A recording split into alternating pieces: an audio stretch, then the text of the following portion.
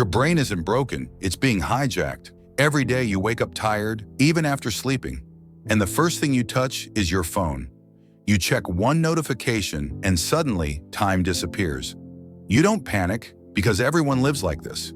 You think you lack discipline, you think you're lazy, but that's not the truth. Your brain is addicted to stimulation. Every swipe gives it dopamine. Not happiness, just another hit. That's why focusing feels painful now. Silence feels uncomfortable. Boredom feels unbearable. So goals stay unfinished. Dreams start feeling unrealistic.